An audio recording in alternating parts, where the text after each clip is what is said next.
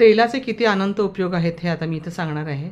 आपल्याला विधात्याने एक नाभी अशी अद्भुत भेट दिलेली आहे की ज्याच्यामध्ये आपण तेल टाकल्यानंतर अनेक फायदे आपल्याला होतात. जसं की आता गर्भधारणेनंतर ती नाभी म्हणजे तयार झालेला पहिला भाग म्हणजे कोणता आहे तर नाभी आहे. ती तयार झाल्यानंतर नाळेद्वारे आईच्या गर्भवेष्टनाशी ती जोडली जाते. आपल्या सर्व शिरा आणि नाभीशी जोडलेल्या त्या असतात, ज्यामुळे ती आपल्या शरीराचा केंद्रबिंदू असते. आणि पेचोटी नाभीच्या मागे असते, म्हणजेच ज्यामध्ये 72,000 पेक्षासुद्धा जास्त शिरा असतात.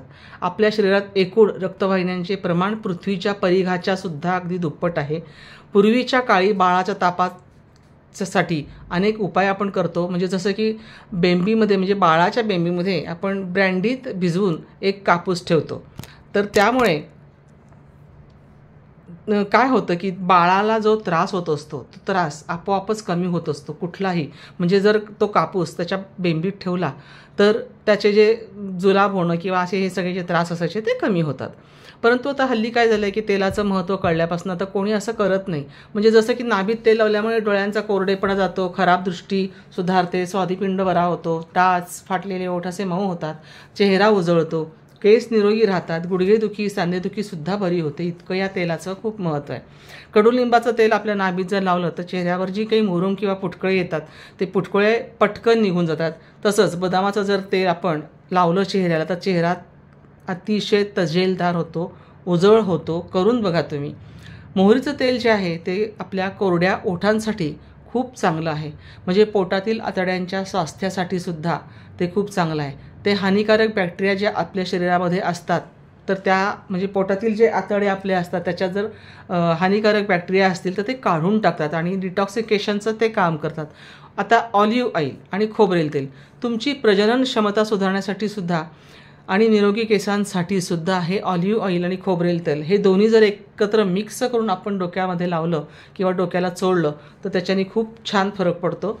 तिळाचं तेल जे आहे तर तिळाचं तेल आपण समजा तिळाचं तेल आपण ह्याच्यामध्ये म्हणजे ऑलिव्ह ऑइल जे आहे त्याच्यासाठी तिळाचं तेल आणि ऑलिव्ह ऑइल हे दोन्ही गुडघे आणि सांधेदुखीकरता खूप चांगलं आहे. किंवा नुसतंच तिळाचं तेल जे आहे ते सुद्धा आपण जर गुडघ्यांना लावलं आणि जिथे तुमचे सांधे दुखतात त्या सांध्याच्या ठिकाणी जर तुम्ही त्यांना चोळलं तरीसुद्धा खूप फरक पडू शकतो.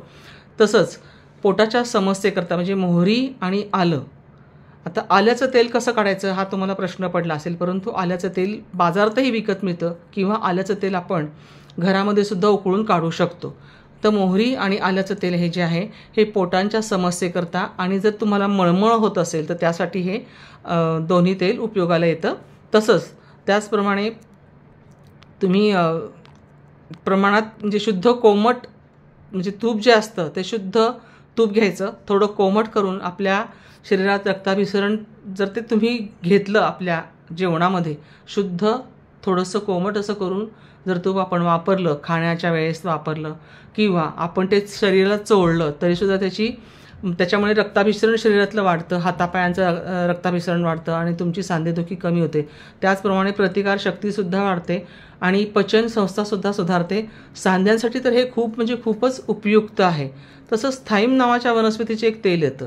आता थाईम नावाची ही वनस्पती तुम्ही ऐकली असेल की नाही मला म्हणजे ठाऊक नाही आहे, परंतु तुम्ही जर याच्यावरती वाचलं तर तुम्हाला लक्षात येईल की थाईम नावाची एक वनस्पती असते तिचंसुद्धा तेल किंवा जे एक जैतून किंवा ऑलिव्ह तेल असतं त्याच्यामध्ये किंवा बदामाच्या तेलामध्ये किंवा शुद्ध खोबरेल तेल जर असेल तर त्याच्यात हे तेल मिसळायचं. म्हणजे ह्या तेलांमध्ये मी आत्ता जी तेलं सांगितली जैतून, ऑलिव्ह, बदाम, शुद्ध खोबरेल तेल ह्यापैकी कुठल्याही एका तेलामध्ये जर हे थाईम तेल मिसळून वापरलं तर त्याच्यामुळे स्नायूंमध्ये जे बघा तुम्ही कधी कधी आपल्याला असे पेटके येतात तर ते पेटके येणं बंद होतं. त्याचप्रमाणे धमन्या, शिरा स्वस्थ आणि मोकळ्या होतात. त्याचप्रमाणे जर तुम्हाला रक्तदाबाचा त्रास असेल, जी तुमचं BP वाढत असेल तर त्यासाठी सुद्धा हे तेल खूप चांगलं आहे. हृदयासाठी सुद्धा हे खूप चांगलं आहे. तसंच स्नायू मजबूत होण्यासाठी हे तेल खास करून वापरलं जातं.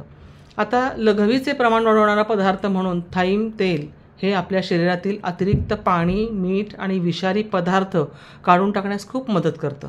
या थैम तेलामुळे श्वासनलिका आणि फुफ्फुसात साठलेला कफ हा बाहेर पडण्याससुद्धा खूप मदत होते. आता एरंडाचं तेल किंवा एरंड तेल ह्यांचा काय उपयोग होतो हे आता आपण बघूयात. तर एरंड तेल तर आपण नेहमीच आपल्या घरामध्ये ठेवलेलं असतंच. तर ह्याचा काय उपयोग होतो तर गुडघेदुखीसाठी. मग अशी मी वरती पण सांगितलं, गुडघेदुखीसाठी एरंडाचे तेल किंवा एरंडेल तेल हे खूप खूप उपयोगाचं आहे. त्याच्याने जर तुम्ही ते थोडंसं गरम केलं आणि त्याच्याने जर तुम्ही मॉलिश केलं तुमच्या गुडघ्यांना, किंवा तुमची जर लोअर बॅक दुखत असेल म्हणजे कमर दुखत असेल तर तिला जरी तुम्ही लावलं तर त्याच्याने सुद्धा खूप फरक पडतो. तसं युकॅलिप्टस म्हणजे निलगिरीचं तेल जे आपल्या शरीराची दाह सूज हे कमी करतं. म्हणजे तुम्ही जर काय युकॅलिप्टसचं तेल तुमच्या कमरेवर किंवा गुडघ्यावर कुठेही तुम्ही जर चोळलं तर हे सांधेदुखीकरता अतिशय उपयुक्त आहे.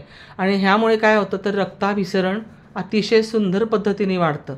मग आता तुमच्या नाभीमध्ये तेल का वापरलं जातं तर नाभीमध्ये तेल ह्याच्यासाठी लावायचं असतं की कोणत्या शिरा सुकल्या आहेत हे ओळखायला आपल्याला लक्षात येतं. म्हणजे नाभीत तेल लावल्यानंतर जर सुकलेल्या शिरा असतील तर त्या ठिकाणी जर तुम्ही तेल लावून ठराविक अशी वेळ जर तुम्ही त्या तेलाला जर दिली आणि थोड्या वेळ जर ते तेल त्या नाभीमध्ये लावून ठेवलं तर ते नसा उघडायला ते तेल मदत करतं.